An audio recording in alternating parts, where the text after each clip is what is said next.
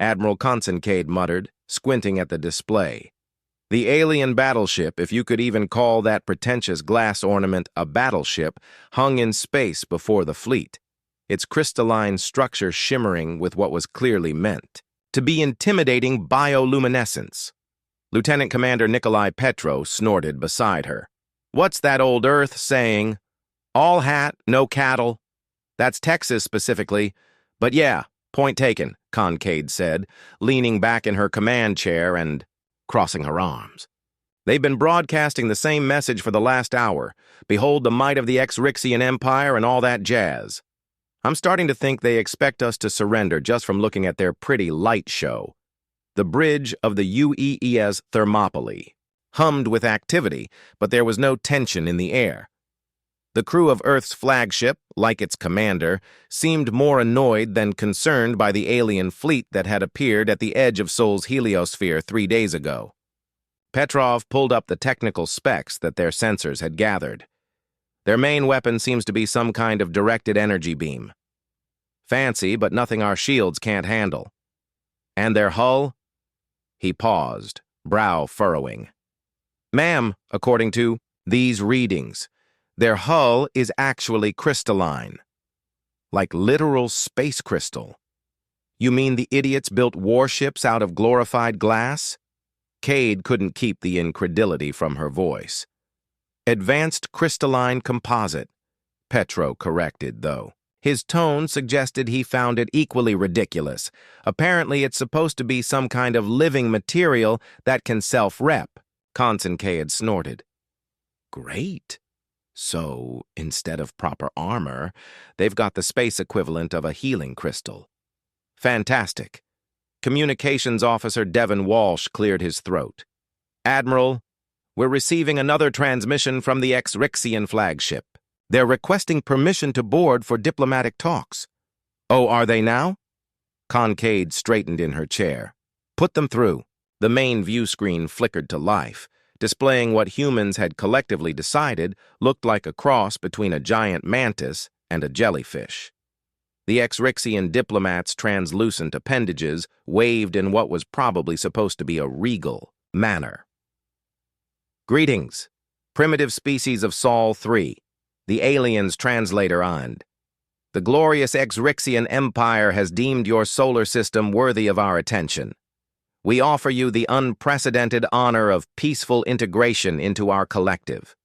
You may present your surrender at your convenience." Kincaid blinked slowly, deliberately. "Let me get this straight. You park your fancy disco balls at the edge of our system, wave your tentacles around, and expect us to just roll over." The Zrixian diplomat's appendages stiffened. "Perhaps you misunderstand. The Zrixian armada has never been defeated in battle. The magnificence of our battle cruisers alone has caused 17 species to surrender without a single shot fired." "Uh-huh." Kincaid nodded. "And did any of those 17 species have FTL capabilities?" A pause. "Well, no, but nuclear fusion. Not exactly. Antimatter weaponry." The aliens' appendages were now vibrating with what might have been indignation. "Your technological advancement is irrelevant. The Zrixian Empire spans 12 star systems." Petrov leaned toward Kincaid and whispered, "That's cute. Should we tell them? The Terran Alliance has colonized 27? Kincaid waved him off, but couldn't suppress her smirk. "Tell you what, Ambassador. I'm sorry I didn't catch your name. Supreme Diplomatic Envoy, First Light through Morning D," the alien replied stiffly. "Right, do." "Here's what we'll do. You're so confident in your magnificence. Fine, I propose an exchange. You send a delegation to tour our flagship and we'll send one to yours. A little show and tell between potential friends." The aliens' bioluminescence flickered in what intelligence briefing suggested was their equivalent of a thoughtful expression. "This is unusual but acceptable. The glory of Zrixian engineering will surely humble your primitive minds." "Looking forward to it," Kincaid said dryly. "We'll prepare a shuttle to receive your delegation in 2 hours." After the transmission ended, Walsh turned to her with raised eyebrows. "Are you sure about this, Admiral? inviting them aboard. Kincaid grinned. It wasn't a particularly nice grin. Oh, absolutely. In fact, I want engineering to give our guests the full tour, especially the weapon systems and the engine room. Ma'am, Petrov looked confused. Lieutenant Commander, have you ever seen a peacock struded stuff? Of course. And have you ever seen what happens when you put that peacock next to an actual predator? Understanding dawned on the officer's face, followed by a slow smile. We're going to scare the living daylights out of them, aren't we?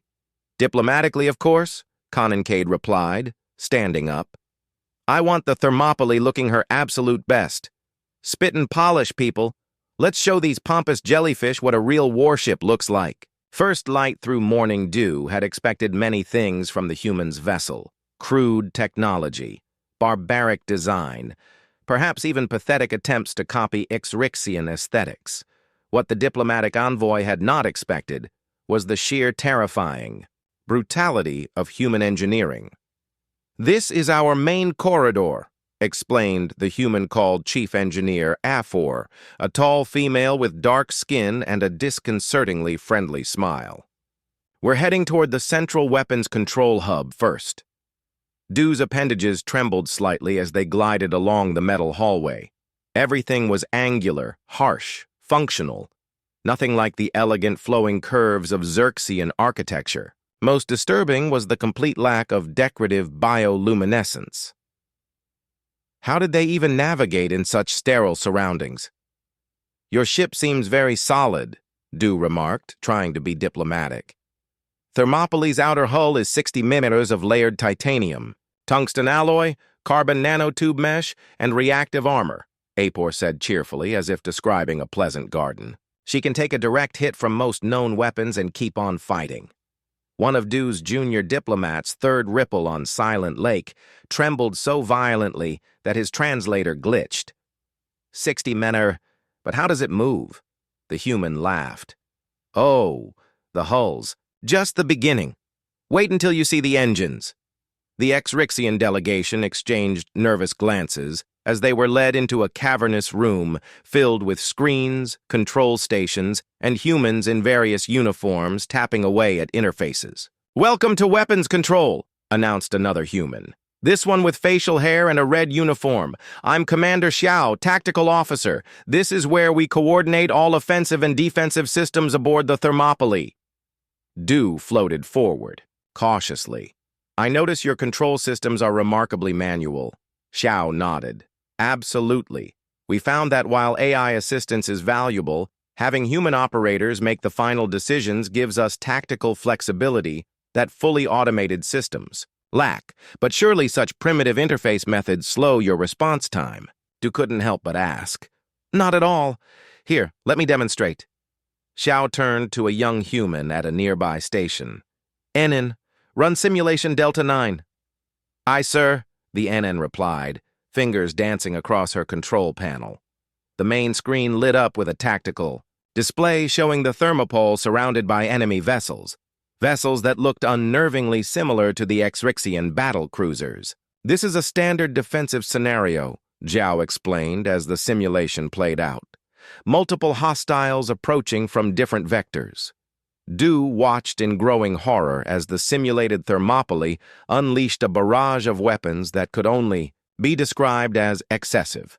Missiles, energy beams, kinetic projectiles, and several weapons Dew couldn't even identify erupted from the human vessel, reducing the simulated attackers to space debris in seconds. Our reaction time from threat detection to full weapons deployment is approximately 2.3 seconds, Xiao said casually. We can sustain maximum offensive output for roughly 6 hours before needing to cool the systems or rearm. Third ripple on silent. Lake was now visibly shaking. 6 hours, and that's just conventional weapons, added Okafor with an unnervingly bright smile. Would you like to see our strategic options? Perhaps we should continue the tour, Dee suggested hastily. The next stop was even worse.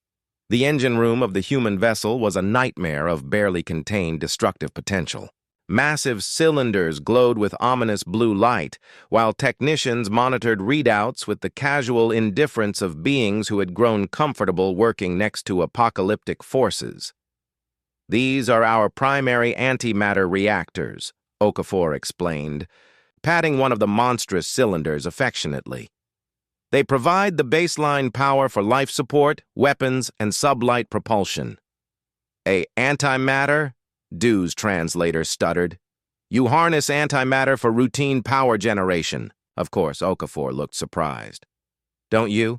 It's the most efficient energy density you can get without resorting to micro-singularities. And those are still experimental." "Experimental?" gasped Fourth Shadow over deep water, another junior diplomat, who had been silent until now.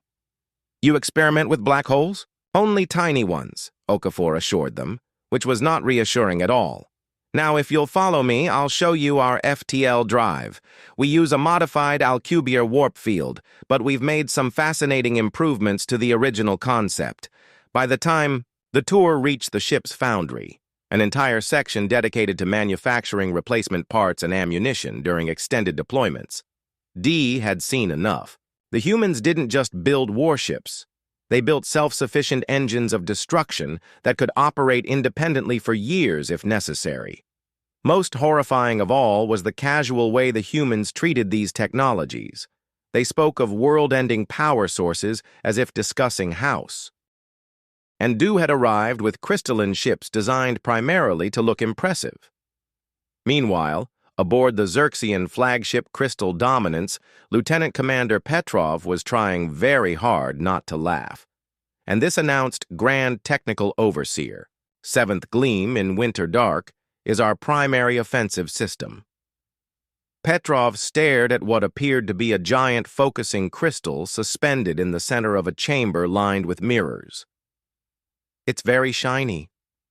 The refractor array harnesses the power of our sun gems to create a beam of concentrated light energy," the alien explained proudly.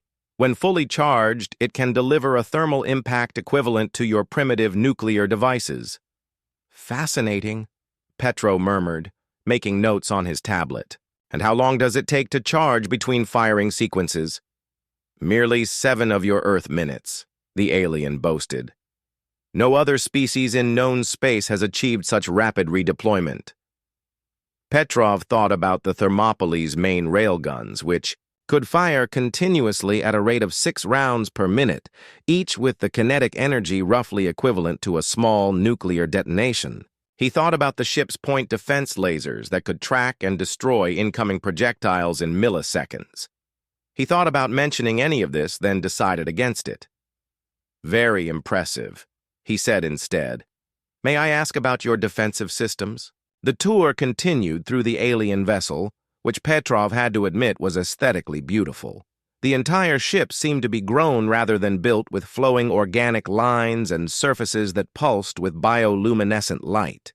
Crew members, all variations on the mantis jellyfish theme, floated gracefully through corridors that seemed designed more for ceremony than functionality. What the ship lacked, Petrov noted with growing amazement, was anything resembling serious armor, redundant systems, or sustainable combat capability. The Zrixians had clearly evolved in an environment with minimal predation and had approached space exploration with the same lack of survival instinct. "Our living hull can repair most damage within hours," Seventh Gleam explained as they passed a section where the crystalline materials seemed to be growing before their eyes. "We have never needed crude metal barriers when our ships can heal themselves." "Remarkable," Petro said, genuinely impressed by the biotechnology, if not the strategic thinking behind it. "But what happens if the damage is extensive, or if key systems are targeted?" The alien's appendages waved in what might have been dismissal. "No species has ever penetrated our outer crystal layer. The beauty of our vessels causes most primitives to surrender rather than risk damaging such perfection." "I see," Petrov said carefully. He decided not to mention that the standard procedure for human naval engagements was to target enemy weapons, propulsion, and command systems, usually simultaneously with overwhelming force. Beauty wouldn't enter into the calculation at all. The final stop on the tour was the Zrixian Command Center, a spectacular chamber dominated by a floating, three-dimensional display of the surrounding space. Here, High Commander First Storm over Ancient Ocean greeted the human delegation with formal courtesy. "What do you think of our magnificent vessel, humans?" the commander asked. Appendages arranged in what intelligence suggested was a posture of pride. "Does it not inspire awe in your primitive hearts?" Petrov chose his words with diplomatic care. "It is certainly unlike anything in the human fleet, High Commander. The biotechnology alone is worth further study." Indeed, the alien's translator conveyed smugness. "Perhaps now you understand why resistance would be futile. Our 12 battlecruisers could reduce your homeworld to ash if we so desired." Petrov smiled blandly. "I appreciate the tour, High Commander. I look forward to continuing our diplomatic discussions." As the human delegation prepared to return to their shuttle, Petrov overheard two Zrixian officers communicating. Their translators, inactive. His universal translator, considerably more advanced than the diplomatic version the Zrixians were using, picked up the conversation effortlessly. "The humans seem unimpressed," one officer was saying. "Perhaps their species lacks the sensory capacity to appreciate true beauty." "Or perhaps," the other replied, "they are simply too primitive to understand the power they face. Their metal vessel is crude and inelegant, clearly inferior." Petrov smiled to himself. Oh, they were in for such a surprise. When both delegations had returned to their respective vessels, Admiral Kincaid called a briefing in the Thermopylae war room. "Report, Lieutenant Commander," she said as Petrov took his seat. "Well," Petrov began, bringing up his notes on the central display, "their ships are exactly what they appear to be, glorified art projects. The crystalline material does have impressive self-repair capabilities, but it's structurally about as robust as high-grade glass. One good hit from our main guns would shatter it. Weapons. A single directed energy weapon that takes 7 minutes to recharge between shots. No missile systems, no kinetic weapons, minimal point defense. They're basically one-shot wonders and not particularly wonderful shots at that propulsion. Some kind of bioelectric pulse drive, efficient for its type, but nothing close to our capabilities. They have FTL, but it's slow. Maybe 20 light years per standard week at maximum output." Kincaid leaned back in her chair, expression balanced between amusement and concern. "So they're completely outmatched but don't know it. That's my assessment." "Yes," Petro confirmed. "Their entire strategy seems to be based on looking intimidating enough that no one actually fights them." "And how did they react to our ship?" Chief Engineer Afor grinned. "Their chief diplomat was practically leaving a slime trail of terror by the time we finished the tour. I showed them the antimatter reactors and mentioned the experimental microsingularity research, and I think one of them actually fainted. The weapons demonstration didn't help," Commander Xiao added. "When I ran the combat simulation, the junior diplomat started vibrating so hard I thought he might phase through the deck plating." Laughter rippled around the table, but Kincaid held up a hand. "As entertaining as this is, we have a diplomatic situation to resolve. These Zrixians may be technologically outmatched, but they're clearly expansionist. If they're used to species surrendering at first sight, they might not know how to back down gracefully." "You think they might actually attack?" Walsh asked, sounding incredulous. "People and aliens do stupid things when their pride is wounded," Kincaid replied, "especially if they've never faced real consequences before." She turned to the diplomatic officer. "Commander Reyes, what's your assessment?" Commander Elena Reyes, who had been quietly analyzing the data from both delegations, looked up from her tablet. Their social structure appears to be hierarchical and based largely on aesthetic achievement and perceived grandeur. Losing face would be catastrophic for the leadership. However, they also show signs of being highly practical when presented with overwhelming evidence. "So, if we can demonstrate our superiority without humiliating them publicly, they might back down," Kincaid asked. "Precisely," Reyes nodded. They need a way to retreat that preserves their dignity? Kincaid drummed her fingers on the table, thinking. All right, here's what we're going to do. Walsh, open a channel to the Zrixian flagship. I want to speak with their commander. A few moments later, the familiar translucent form of High Commander First Storm over Ancient Ocean appeared on the main screen. Admiral Kincaid, the alien's translator, donned.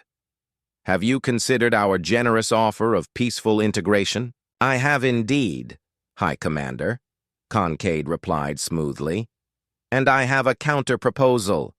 It seems our species have much to learn from each other. Your biotechnology is quite remarkable, and perhaps there are aspects of human engineering that might interest you as well. The aliens' appendages shifted in what the humans now recognized as thoughtful consideration. The Council of Illumination has authorized me to inform you that we are re-evaluating our expansion policies. Perhaps there are benefits to collaboration that we had not previously considered.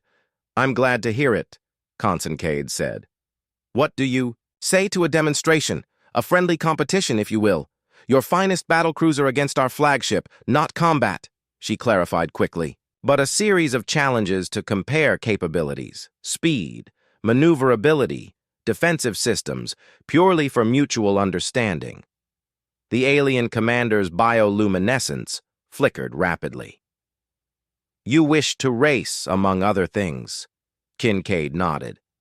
Think of it as a cultural exchange through technology. Much more civilized than threatening to reduce planets to ash, don't you think? There was a long pause as the alien seemed to consider this. Finally, it responded. This is acceptable. We will demonstrate the superiority of Zrixian engineering through peaceful means. When do you wish to begin this competition? Let's say 6 hours from now. That should give both sides time to prepare. We'll transmit suggested parameters for the demonstration shortly. After the transmission ended, Petrov looked at Kincaid with raised eyebrows. A space race, really? Trust me, Cade grinned. It's the perfect solution. They get to show off, we get to show off. And nobody has to die because some jellyfish gets their tentacles in a twist. And when we inevitably outperform them in every category, Reyes asked, then we graciously acknowledge their strengths, express interest in cultural exchange, and suggest that perhaps our species might benefit from peaceful coexistence rather than integration. You think they'll just accept that? Walsh sounded skeptical. Kincaid's expression turned serious. They'd better, because Plan B is a lot less diplomatic. 6 hours later, the UES Thermopylae faced the Zrixian battlecruiser Crystal Dominance in the empty space between Earth and Mars. The rest of both fleets maintained position at a respectful distance, watching the proceedings via long-range sensors. This is ridiculous, muttered Petro as he monitored the tactical display. It's like putting a Formula One car against a horse-drawn carriage. A very pretty horse-drawn carriage, Kincaid corrected absently. And that's the point. Let's make sure our telemetry is transmitting clearly to their vessel. I want them to see exactly how outmatched they are. The first challenge was simple: acceleration from standstill to maximum sublight speed, followed by a rapid deceleration to 0. The Crystal Dominance went first, its bioluminescent hull pulsing as it gathered energy. It surged forward with surprising grace, accelerating steadily until it reached what their sensors indicated was its maximum velocity, approximately 0.15 c. Not bad, Okafor commented from the engineering station. For biological propulsion, that's actually impressive. After the alien vessel had returned to its starting position, it was the Thermopylae's turn. Kincaid nodded to the helm. Lieutenant Lee, show them what we've got. Full military power. Aye, Admiral, full military power. The massive human warship, nearly twice the size of its alien counterpart, seemed to leap forward as its antimatter-powered engines engaged. In seconds, it had surpassed the Zrixian vessel's top speed. 10 seconds later, it was approaching 0.4 c. After 20 seconds, The inertial dampeners were straining to compensate as the ship reached 0.6 C. "That should be sufficient," Kincaid said after 30 seconds of acceleration.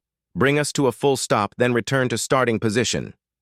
The Thermopylae's massive engines reversed thrust, bleeding off velocity with the same brutal efficiency with which they had gained it. Within moments, the warship hung motionless in space once more, then smoothly returned to its original position. "Telemetry confirms the Zrixians received our performance data," Walsh reported, unable to keep a note of smugness from his voice.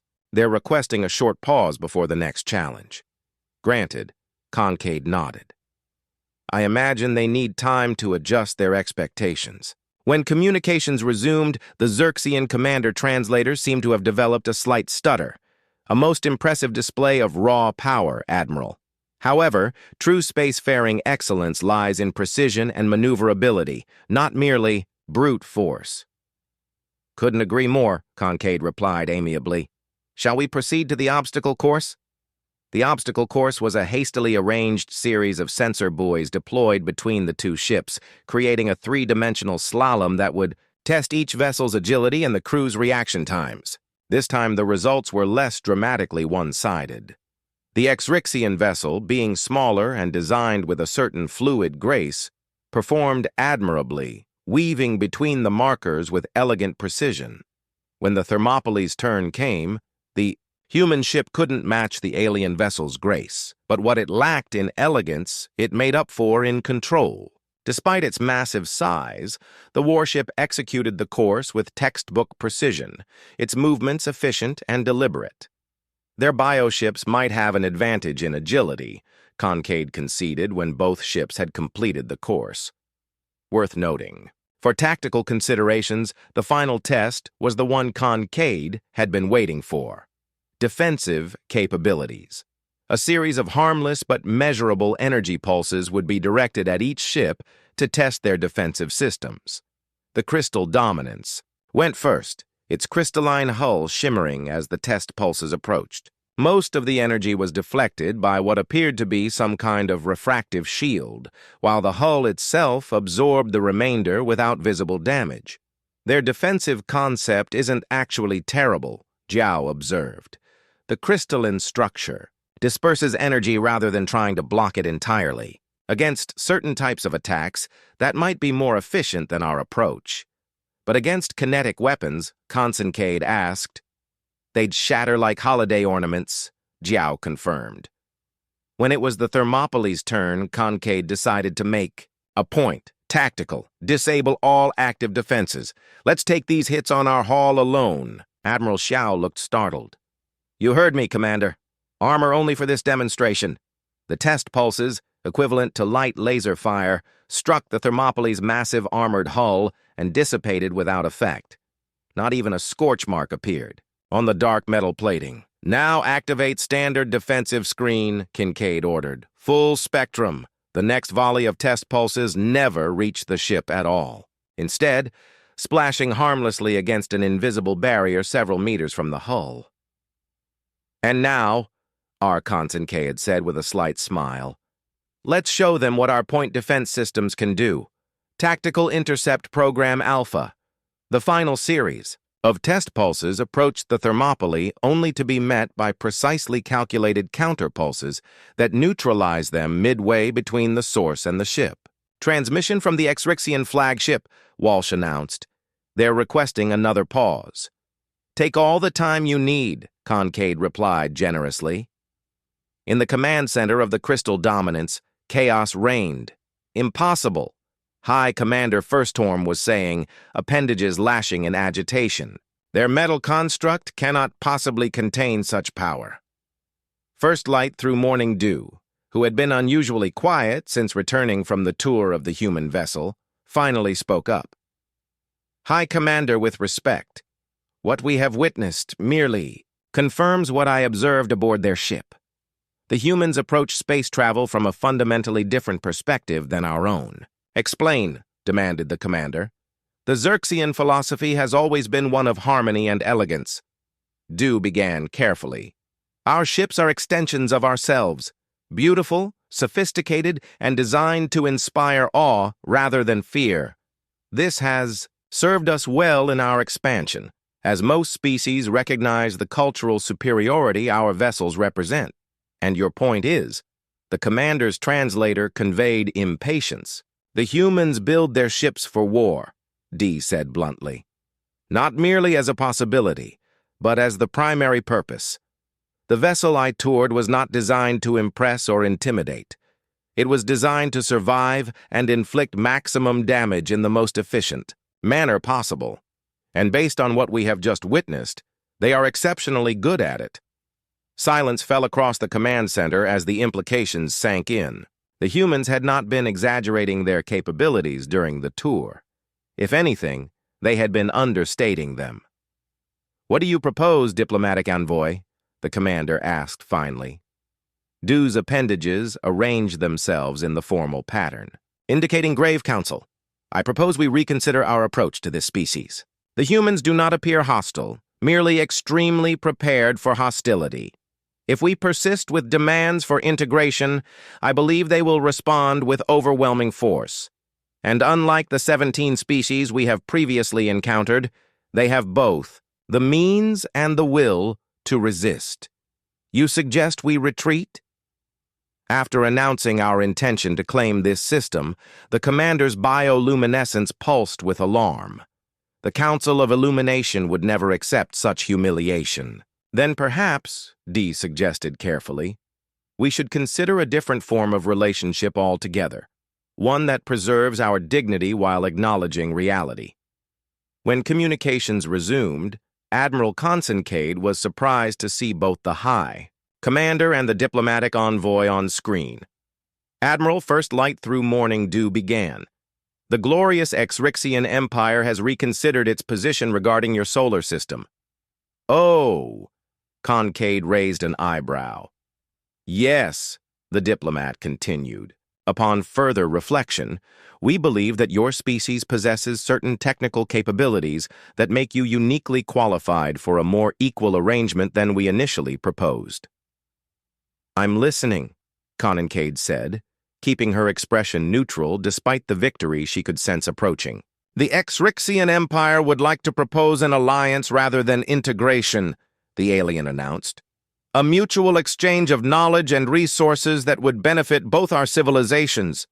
Our biological engineering combined with your mechanical expertise could lead to advancements neither of us could achieve alone." Kincaid allowed herself a small smile.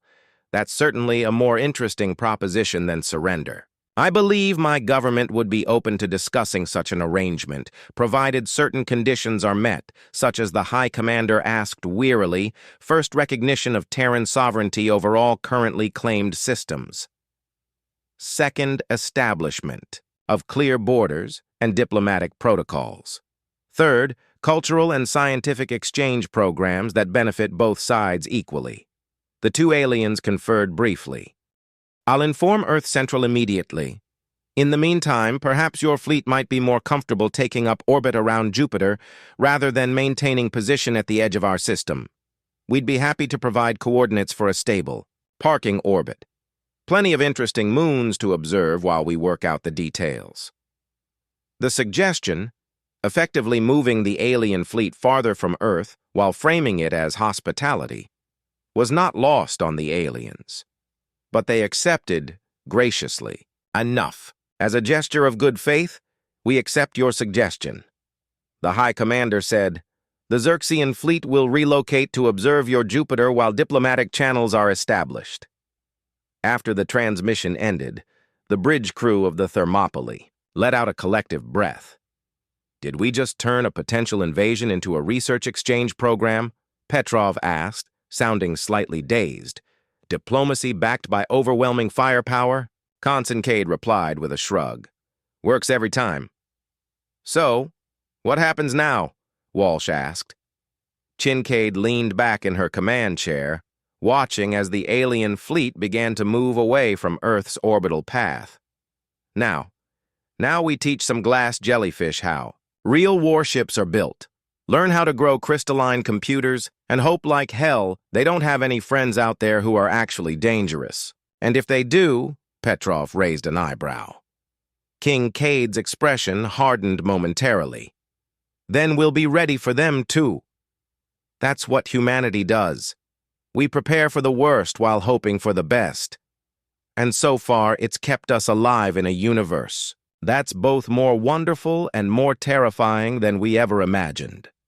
3 months later, Admiral Kincaid stood in the observation lounge of Jupiter Station, watching as human engineers worked alongside Zrixian biotechnicians on what was being called the Hybrid Project, an experimental vessel combining Zrixian crystalline biotechnology with human military engineering. "It's going to be ugly as sin," commented Petrov, who had joined her at the viewport. "Half battleship, half jellyfish, but effective," Kincaid replied. "Their regenerative hull material coupled with our armor concept, self-healing battleships that can take a beating. That's worth sacrificing some aesthetics. The Zrixians seem to be adapting well to the partnership," Petro observed. "Better than I expected, honestly. Turns out they're pragmatists under all that pomp and bioluminescence." Kincaid said, "Once they got over the initial shock of finding someone who could actually fight back, they've been surprisingly reasonable." First light through morning dew floated into the observation lounge, the Zrixians' movements more confident in the human environment than they had been during first contact. "Admiral Lieutenant Commander," the alien greeted them. "I bring news from the Council of Illumination." "Good news or bad news?" Kincaid asked. "That depends on your perspective," Dee replied. Appendages arranging in what humans had learned was an expression of ironic amusement. "The Council has received communication from the Arcavian Collective, a species on the far side of Zrixian space that we have been encouraging to join our empire." "Let me guess," Kincaid said dryly. "They've suddenly become less receptive to your encouragement." Indeed, Dee's translator conveyed dry humor. "It seems news of our alliance with humans has spread. The Arcavians have requested direct communication with Terran representatives. They want to make sure we're real," Petrov surmised. "Precisely," Dee confirmed. "The concept of a species that could match Zrixian technology, let alone exceed it in some areas, has created quite a stir in local space. Several civilizations that were considering integration with our empire are now reconsidering their options." "Sorry about that," Kincaid said, not sounding sorry at all. "Do not be," Repel replied, surprising both humans. "My government has come to recognize that expansion through intimidation has limitations, particularly when one eventually encounters a species that cannot be intimidated." The aliens' appendages shifted in what the humans now recognized as thoughtful consideration. "The Council of Illumination has authorized me to inform you that we are reevaluating our expansion policies. Perhaps there are benefits to collaboration that we had not previously considered." "That's surprisingly mature of them," Kincaid remarked. "We have existed for 12,000 of your years," Du replied with dignity. "We may be vain, but we are not stupid. Only the truly foolish failed to adapt when presented with new information, like the information that some species build warships that can actually fight instead of just looking pretty," Petro asked with a grin. Precisely, Du's bioluminescence pulsed in what humans had learned was laughter. "Though I maintain that your vessels are aesthetically deficient, they're not meant to win beauty contests." Kant shrugged. "They're meant to win wars. A concept we are beginning to appreciate." Du acknowledged. "Which brings me to the true purpose of my visit. The Council has received disturbing reports from the edge of known space. It seems another expansionist power has been detected moving toward both our territories." Kincaid straightened, her expression turning serious. "Hostile. Unknown. But they do not respond to communication attempts, and they have already absorbed 2 minor civilizations at the periphery of our sensor range." "Not big on diplomacy, then," Petrov noted grimly. "Indeed, the Council formally requests that a joint Zrixian Terran task force be assembled to investigate this potential threat." Your military expertise combined with our sensory capabilities would make for an ideal reconnaissance mission. Kincaid and Petrov exchanged looks. "I'll need to consult with Earth Central," Kincaid said finally. "But I don't anticipate any objections. If there's a new player moving into the neighborhood, we definitely want to know about it sooner rather than later." "Excellent. Dues appendages arranged in formal gratitude. I shall inform the Council. How soon might such a task force be ready?" "The Thermopylae can be prepared in 48 hours," Kincaid replied without hesitation. "Assuming your vessels can match that timeline, the Crystal Dominance stands ready." Due confirmed. After the alien had departed, Petrov turned to Kincaid with raised eyebrows. "You think this is legitimate or just an excuse to get a closer look at our combat operations?" "Probably both," Kincaid admitted. "But it doesn't matter. If there is a threat out there, we need to know about it. And if the Zrixians are fishing for intelligence," she shrugged, "let them see what they're going to see. It might make them think twice about ever reconsidering our alliance." "So, we're actually doing this? A joint mission with space jellyfish?" "Welcome to the future, Lieutenant Commander," Kincaid said with a wry smile. "Turns out it's even weirder than the sci-fi vids promised." The joint task force departed Jupiter orbit exactly 48 hours later, consisting of the UES Thermopylae, the Zrixian flagship Crystal Dominance, and 2 escort vessels from each fleet. Their destination, a star system at the edge of Zrixian space, where the most recent reports of the unknown entities had originated. In the Thermopolis war room, Admiral Kincaid studied the intelligence provided by the Zrixians with a critical eye. "These sensor readings are remarkably detailed for such long range," she commented to D, who had temporarily transferred to the human vessel as liaison. "The crystalline matrices of our ships are particularly sensitive to certain types of energy. Emissions," the alien explained. "What your instruments might perceive as background radiation, ours can differentiate into distinct patterns." "Useful," Kincaid acknowledged, "but these readings are still too vague to form any real tactical assessment. We need to get closer, hence our current trajectory." Du agreed. "At current speeds, we should reach the Lanthe system in approximately 72 of your hours." Commander Xiao, who had been analyzing the Zrixian data alongside human intelligence, spoke up. "There's something odd about the movement patterns in these reports. These unknown ships. They're moving in perfect synchronization with no deviation, even when navigating complex gravitational fields." "Automated," Petro suggested. "Possibly," Xiao nodded, "or controlled by some kind of hive mind. Either way, it suggests a level of coordination beyond what we typically see even in highly disciplined fleet operations." Kincaid frowned. Has your empire encountered AI civilizations before?" The alien's appendages stiffened slightly. "There have been incidents. 3,000 years ago, a species known as the Vex created self-replicating machines that eventually turned on their creators. The Zrixian Empire was forced to quarantine an entire sector of space to contain the outbreak." "And you didn't think to mention this earlier?" Kincaid asked sharply. "The Vex incident was resolved millennia ago," Du Repel replied defensively, "and there is no evidence that these new entities are related. I merely mention it as a historical precedent for the type of coordination Commander Xiao described." Kincaid wasn't entirely satisfied with that explanation, but she let it drop for the moment. "All right, for now we proceed as planned, but I want continuous updates on any changes to these movement patterns. If we're dealing with some kind of machine intelligence, our approach strategies will need to be completely different." "A wise precaution," D agreed. As the task force continued its journey toward the edge of charted space, the mood aboard the Thermopylae grew increasingly tense. Most of the crew had never operated this far from Terran space before, and the unknown nature of their potential adversary only added to the unease. In her private quarters, Kincaid recorded a personal log entry, a habit she had maintained throughout her naval career. Admiral's personal log day thrace.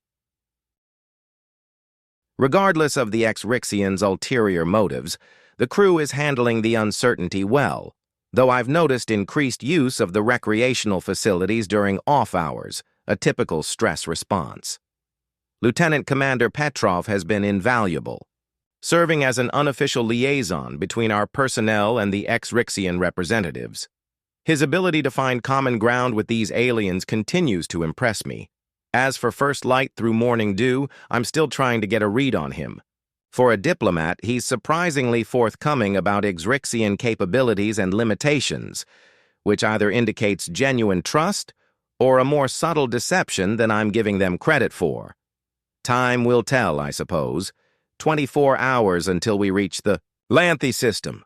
I've ordered battle stations readiness drills every 6 hours from now until arrival. Whatever's waiting for us out there, the Thermopylae will be ready. The Lanthy system came into sensor range precisely on schedule. A yellow dwarf star with 7 planets, the third of which had once supported a thriving pre-spaceflight civilization, according to Zrixian records. No artificial emissions detected, reported the sensor officer as the task force dropped out of FTL at the system's edge. No communications, no power signatures, nothing to indicate technological activity. Life signs on Lanthy 3, Kincaid asked. Scanning, detecting significant biomass, but distribution patterns are unusual, not consistent with settlement patterns in the historical record. Dew floated forward, appendages extended toward the sensor displays. May I? The sensor officer looked to Kincaid, who nodded. The alien studied the readings, its bioluminescence dimming noticeably. This is troubling, Dee said finally. The Lanthy were bipedal mammalians with distinct urban centers. These readings suggest complete environmental reorganization.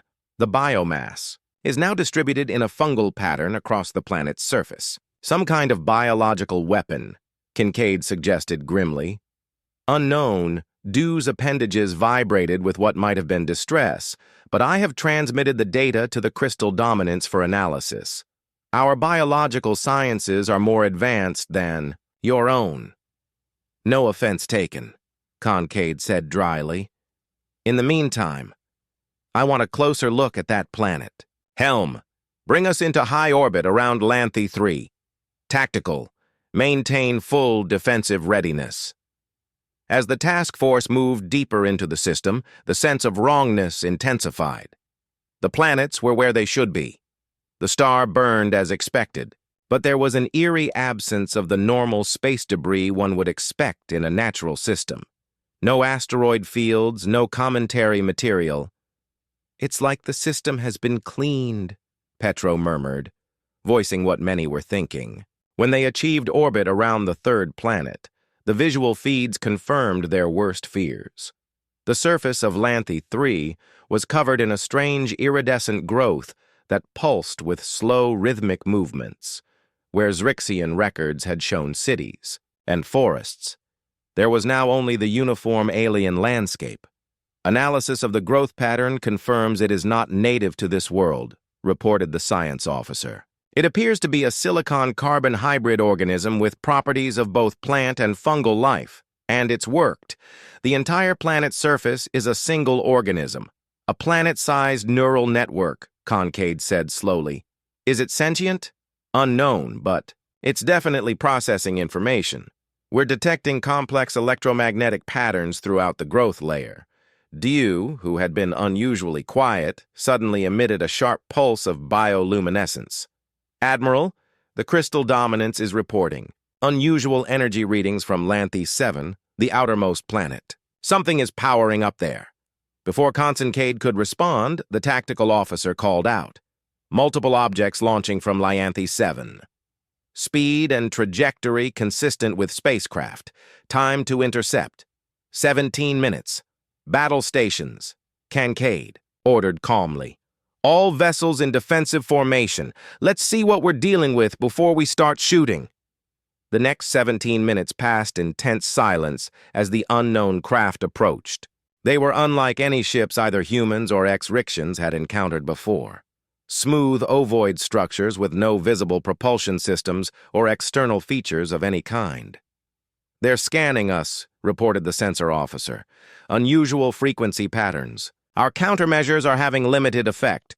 The crystal dominance reports the same," D added. "Their sensory deflection is also proving ineffective." Kincaid made a quick decision. "Open a channel. All frequencies. Universal translation. Matrix. At full capacity. Let's try talking before shooting." After several attempts at communication yielded no response, the alien vessels took up position around the Zrixian task force, maintaining a precise formation that effectively surrounded them. "Admiral," the tactical officer said tensely, "they've matched our defensive screen frequency. If they power up weapons, they could punch right through." Kincaid finished. "Adjust shield modulation, random pattern, continuous change." "The alien vessels are powering up something," the sensor officer reported. "Not weapons. It's more like a transmission device." A moment later, every screen on the Thermopylae bridge displayed the same image, a complex shifting pattern of light and color that seemed to move with mathematical precision. "Some kind of visual language," Petrov suggested. D's appendages were waving in agitation.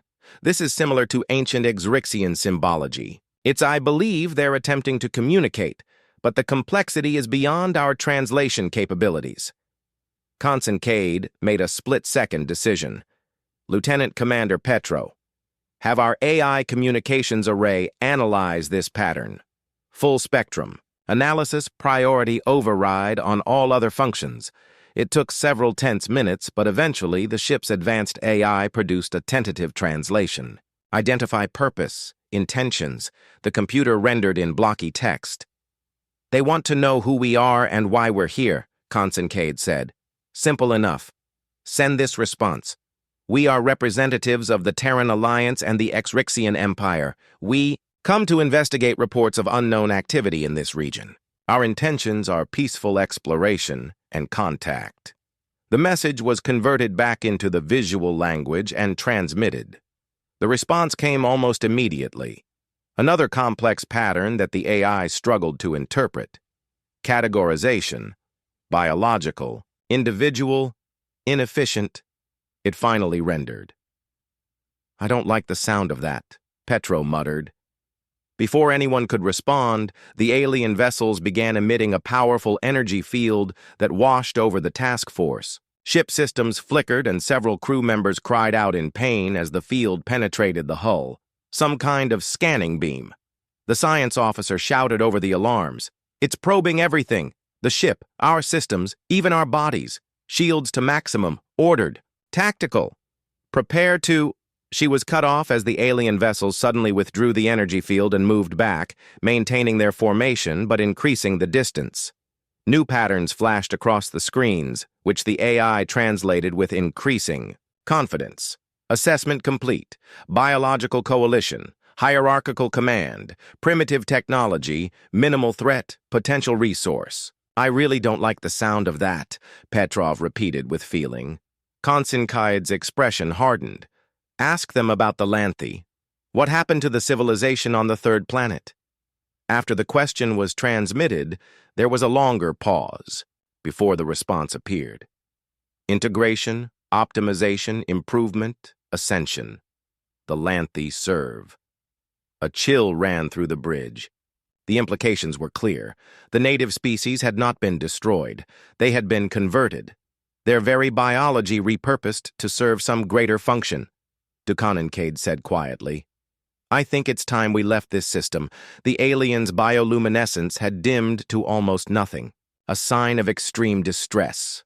"Agreed, Admiral. The Council must be informed immediately. Helm, plot a course out of the system. Maximum speed. Communication. Inform the rest of the task force. We're leaving now." As the human and Zrixian vessels began to maneuver, the alien ships made no move to stop them. Instead, a final message flashed across the screens. "Departure permitted. Assessment continues. We will find you again." "Not if we can help it," Kincaid muttered as the task force accelerated toward the jump point. Once they were safely in FTL, Heading back towards Zrixian space, Kincaid called an emergency briefing with the senior officers and their ex-Zrixian counterparts. "What exactly did we just encounter?" she asked bluntly.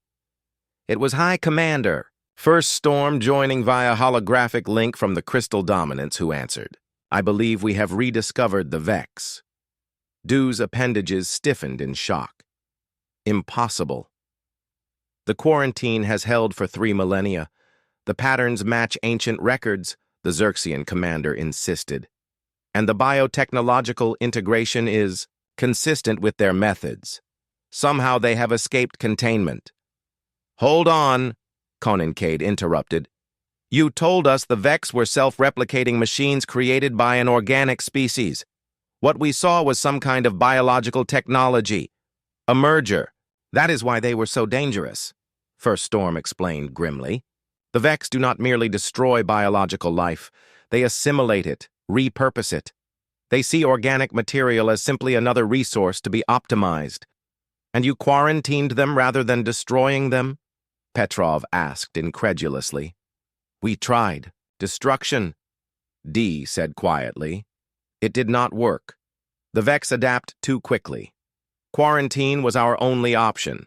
A coalition of 7 species established a network of monitoring stations around the affected sector with orders to destroy any attempt to breach the perimeter. Well, either your monitoring stations failed,